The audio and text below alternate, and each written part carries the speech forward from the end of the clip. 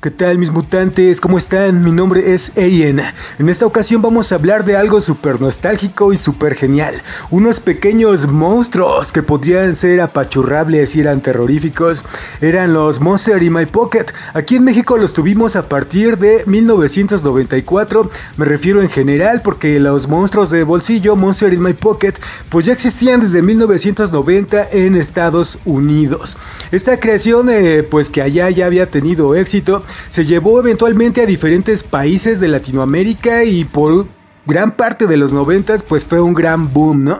Hubo varias series, varias diferentes categorías de monstruos. Había pues los monstruos, después salieron como que dinosaurios, monstruos espaciales, etcétera.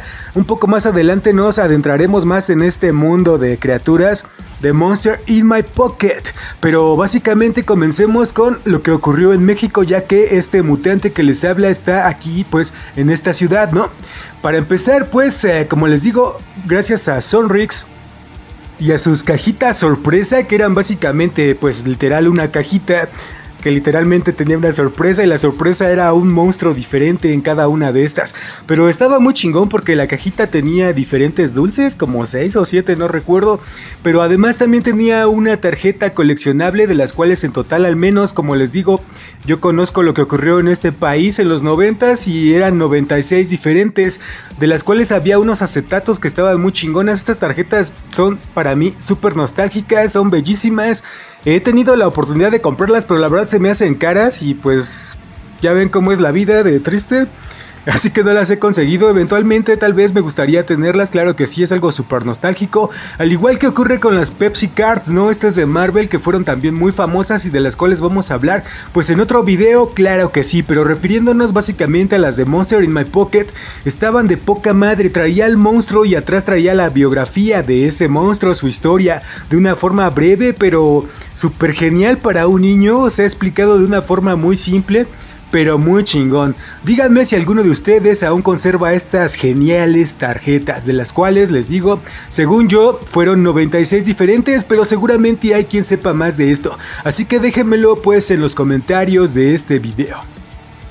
También tenían pues un cómic, un pequeño cómic que adaptaba o escribía una especie de relato que nos contaba qué ocurrió con estos monstruos, ¿no? ¿Por qué son pequeños? ¿Por qué andan por ahí dispersos en el mundo? ¿Y por qué los pudimos sacar de esta cajita? Eran cómics muy cortitos y estaban chidos realmente. Más adelante hablaremos más del cómic tal cual.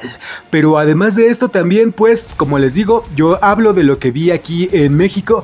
En total eran 48 figuritas diferentes, al menos la primera oleada que llegó a este país. En Estados Unidos ocurrió de forma muy diferente, pero al menos aquí en México tuvimos 48 en un principio, que son estos que habitaban en este coleccionador en forma de volcán.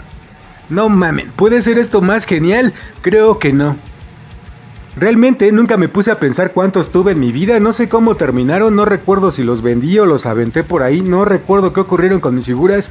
Contándolos realmente tuve como que 37, 38, viendo los diferentes que hay por ejemplo en este volcán. Nunca lo había pensado hasta ese momento que estaba haciendo este video, así que me faltaban como que 10 para tenerlos todos. Maldición, estuve muy cerca. Me gustaría realmente recuperar algunas de las figuritas que yo tuve, pero en el color en que las tuve, ¿me entienden? Es como básicamente pura nostalgia. Y eso es precisamente de lo que se trata este canal Slasher Retro Ghost. Pura nostalgia tóxica y radioactiva, pero también monstruosa como en este caso. Como les digo, en México había algunas variantes, me parece que había monstruitos negros, de color negro, que la verdad yo nunca los vi recientemente en convenciones o hace años. Hay transparentes, hay como que ya copias, ¿no? De los que vuelven a hacer en 3D y así. La verdad nunca los he comprado, como les digo, a mí me gustaría tener los colores que yo tuve en los monstruos que a mí me gustaría volver a tener. Ustedes díganme si los conservan, si conservan alguno de estos Monster in My Pocket, monstruos de bolsillo, o si se hicieron de la colección, pues ya que eran grandes, ¿no? Por puro amor a los 90s. Vamos a contar ahora un poco de cómo surgieron estos monstruos, ¿no? Y esto pasó en 1990. La compañía se llamaba MEC, Morrison Entertainment Group. Básicamente eran dos ejecutivos que trabajaban en Mattel, ¿no? Anteriormente, altos ejecutivos de Mattel, la compañía de juguetes obviamente, era Joe Morrison y John Wims. tuvieron esta simple idea básica pero muy genial y que pegó bastante cabrón por años. Fueron figuritas pequeñas de monstruos de 1 pulgada, ¿no?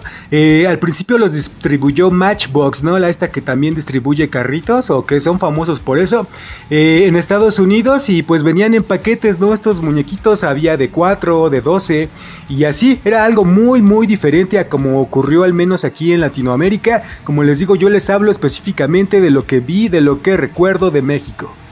En otros países salían en diferentes tipos de dulces, no sé, en chocolates, en algunas especies de paletas vampiro, que la verdad no sé si sean paletas congeladas o qué, pero es de la información que yo obtuve. Pero les digo, yo lo que viví fueron las cajitas de Sonrix y es de lo que les hablo, ¿no? Ustedes díganme si están en otro lugar, ¿cómo conocieron a estos Monster in My Pocket?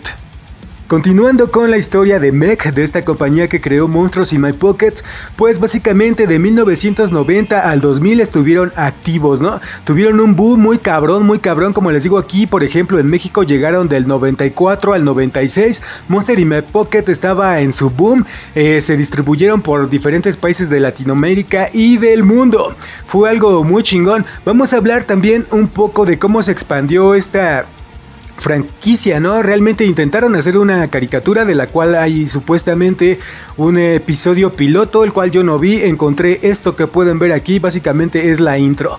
El lore de estos personajes pues como que vale un poco madre, cambió, es diferente en el cómic, es diferente en lo que iba a ser esta caricatura y es diferente pues en el videojuego que también lanzaron, los Monsters in My Pocket.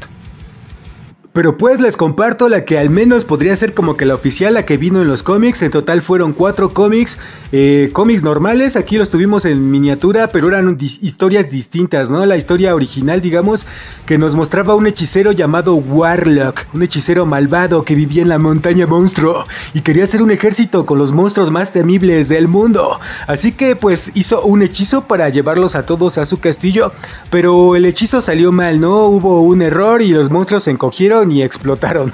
Explotaron y fueron regados por diferentes partes pues del mundo, ¿no? Los monstruos estaban al tanto de los planes de Warlock, que quería hacer un ejército, de los cuales pues había un grupo de monstruos malos que decían sí, vamos a conquistar el mundo, vamos a apoyar a Warlock, pero había monstruos buenos que estaban en contra de esta decisión. En general estos buenos querían recuperar su tamaño normal y obviamente pues impedir que los malos conquistaran el mundo, así que los pequeños monstruos tienen una guerra entre sí, malos contra buenos. En el cómic básicamente del que les hablo, los monstruos caen en una ciudad, en una casa específica de un niño en Burbank. Y básicamente, fin, esa es la historia, ¿no? Es muy simple, obviamente esto es para niños.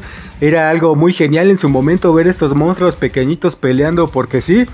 Y la historia, como les digo, no importa, cambió realmente en los videojuegos, cambió, en el especial animado era distinta totalmente. Drácula era como que de los principales villanos, junto con el hombre invisible, es otro pedo.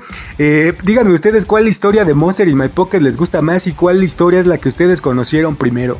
Díganme si alguno de ustedes llegó a jugar el juego. Realmente yo ni siquiera sabía que existía. Me gustaban mucho las figuritas, pero realmente nunca me adentré a su mitología. Solamente me parecían geniales y un recuerdo realmente muy chingón de la infancia de los 90s. Díganme, mis carnales, cuál fue su monstruo favorito. Díganme si conocieron el juego y si sabían de esta serie animada. Díganme si tienen los cómics originales o si conservan estos cómics pequeñitos que venían en las cajitas Sonrix. Adentrándonos más al mundito de estos monstruos, pues como habían sido un boom, un éxito total después de la serie de monstruos, digamos entre comillas clásicos o los más famosos, los 48 que tuvimos por ejemplo en México en el volcán, pues después salieron los monstruos del futuro, ¿no? Que eran pues monstruos futuristas, Space Aliens, ¿no? Aliens del espacio.